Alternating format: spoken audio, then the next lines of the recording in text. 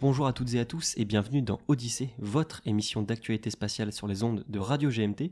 Bienvenue dans un nouveau portrait d'espace, le troisième, après des profils très différents, ESA, doctorat. Aujourd'hui, on a un nouvel invité, Thomas Carpentier, et je laisse le plaisir à François de le présenter.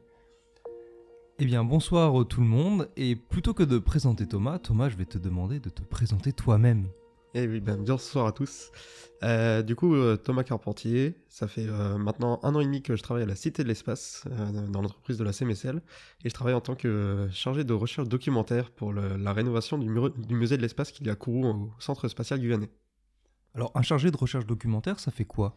Alors, mon objectif, c'est de chercher justement du contenu pour les entreprises qu'on a sélectionnées pour faire la rénovation du musée, et donc rechercher les contenus, c'est-à-dire justement toutes les données factuelles, mais aussi potentiellement donner des idées de à cet endroit-là, il faudrait plutôt qu'on parle de ça, etc. Ce genre de choses.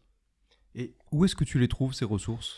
Sur Internet, sur les sites justement de l'ESA, du CNES, etc. Mais aussi, on a le contact avec le comité scientifique, donc des gens qui sont au Centre Spatial Guyanais et qui ont accès justement aux données, que ce soit sur Ariane 6, que ce soit sur les expropriations qu'il y a eu pour installer le Centre Spatial Guyanais, les archives, etc. Ce genre de choses. Tu travailles seul ou tu travailles en équipe ? Alors, pour la recherche de contenu, je suis tout seul, mais j'ai une responsable avec moi qui représente également la Cité de l'Espace pour ce projet-là. Mais par contre, on travaille surtout beaucoup en équipe avec les entreprises et avec la chef de projet qui est du CNES et aussi différentes entreprises avec qui on est beaucoup en rapport, notamment la muséographie et la scénographie. Très bien. Et à quoi ça ressemble une journée de travail ? Une journée de travail, c'est arriver aux alentours de 9h30. Prendre le petit café, même si je ne bois pas de café. Et après, on a différentes missions qu'on s'attribue sur la semaine.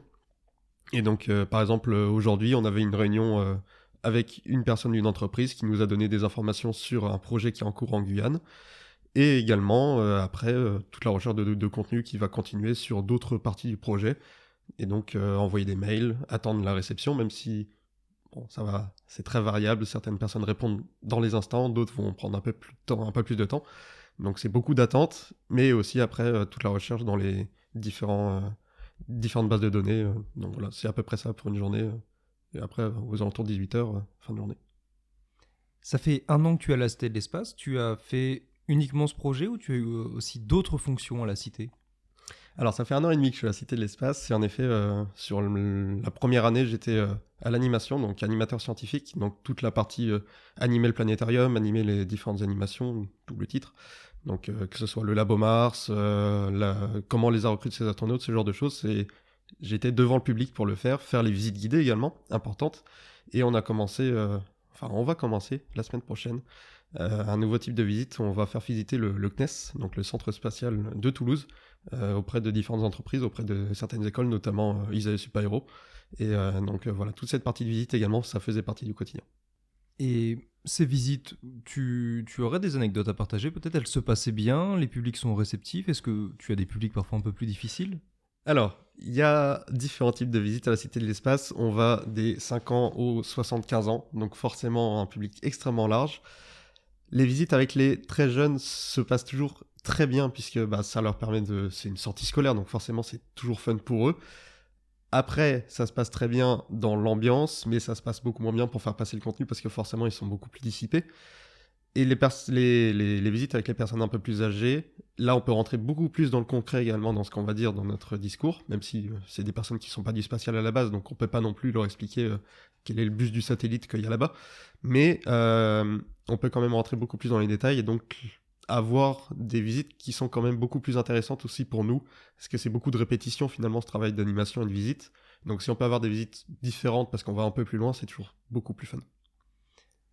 Faire des visites, évidemment, c'est être avec le public, mais à quel moment tu te renseignes, tu te formes ? Est-ce que ça fait partie de tes heures de travail ? Est-ce que c'est beaucoup de travail en extérieur, chez toi ? J'ai cette chance-là d'être passionné par l'espace, donc je me renseigne déjà de base automatiquement tout seul sur mon temps de travail comme en dehors.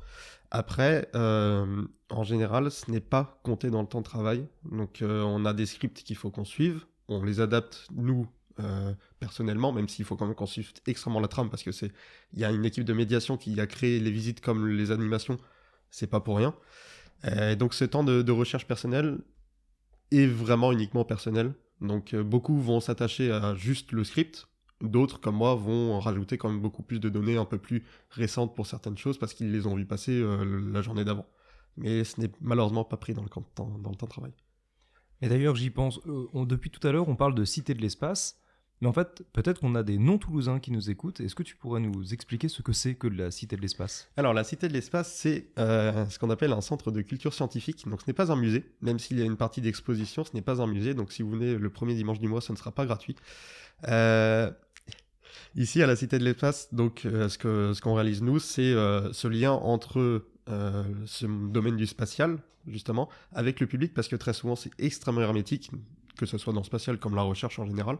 Et donc nous, notre objectif, c'est vraiment de faire passer des messages justement aux gens, leur donner des billets d'actualité, leur donner de l'histoire, leur donner également les effets wow du spatial, mais aussi leur donner envie en fait de s'intéresser au spatial et peut-être même s'y diriger, puisque le spatial reste quand même extrêmement accessible à beaucoup de profils différents. On n'est pas obligé d'être ingénieur pour travailler dans le spatial. J'en suis l'exemple, puisque justement, moi, mon parcours universitaire, c'est vraiment pas quelque chose d'ingénieur. J'ai fait un master d'histoire de l'espace, donc je suis un historien, mais des programmes spatiaux, notamment les programmes martiens. Et donc, c'est aussi le rappeler ça aux gens, c'est qu'on peut aller dans le spatial, même si, à la base, on n'a pas ce qui semble être le bon chemin pour le faire. Donc, master d'histoire sur le spatial. Et avant, c'est quoi ton parcours ? Avant, c'est un bac scientifique, c'est une licence d'histoire à Tours, dans le centre de la France, une licence généraliste, donc toutes les périodes de l'histoire, pour ensuite finir sur ce master d'histoire de l'espace qu'il y a ici à Toulouse, uniquement à Toulouse. Et voilà, j'en suis là aujourd'hui. Et les conditions de travail à la Cité de l'espace ? Les conditions de travail sont très bonnes puisque malgré tout on est dans un cadre qui est assez idyllique pour quelqu'un qui aime le spatial. La Cité de l'espace, on a énormément d'accès à tout ce qu'il y a autour à Toulouse du spatial, mais même en dehors, même l'ESA par exemple, on est très souvent en rapport avec l'ESA. Et le site en lui-même est magnifique, donc c'est très bien de travailler à la Cité de l'espace sur ce point-là. Mais après, il y a forcément des mauvais côtés. La répétition par exemple sur certains services, les horaires, on les adapte pour beaucoup de services. Certains sont sur planning où là c'est beaucoup plus compliqué. Mais par exemple de mon côté, c'est mes horaires, c'est moi qui décide de faire. Si je veux faire 9h30, 17h30, je le fais. Si je veux faire 10h, 16h, je le fais. Si ma mission est réalisée, on est bon. Tu as dit que le spatial c'était ta passion depuis longtemps ? Bah pas tant que ça finalement par rapport à ma passion de l'histoire où là je l'ai depuis le début. Ma passion pour le spatial elle a débuté en 2017, donc il n'y a pas si longtemps que ça finalement. 6 ans c'est pas tant que ça. Quand j'ai commencé à lire le livre de Christophe Galfard, L'univers à portée de main, et je recommande chaudement ce livre qui est extrêmement vulgarisé et accessible à beaucoup de monde, et c'est grâce à lui que j'ai développé cet intérêt pour le spatial, et maintenant je baigne en permanence dedans, et j'ai envie de faire ma carrière dans le spatial. Une dernière question pour toi, comment tu vois la suite ? Comment je vois la suite ? J'ai plusieurs opportunités en ce moment, soit de continuer à la Cité de l'espace, soit potentiellement me diriger vers peut-être des agences spatiales, donc ça serait le but, ce serait de potentiellement finir dans une agence spatiale. En faisant quel poste ? Différents postes possibles. Les relations internationales dans le spatial me fascinent. La communication scientifique pour justement faire comprendre aux gens que l'astronomie, c'est pas si compliqué que ça finalement quand on veut s'y intéresser de manière pas superficielle, mais juste essayer de comprendre ce qu'on voit. C'est pas si difficile que ça. Donc soit communication scientifique, soit relations internationales. Super. Eh bien, merci beaucoup Thomas pour ce beau portrait. Merci à toi.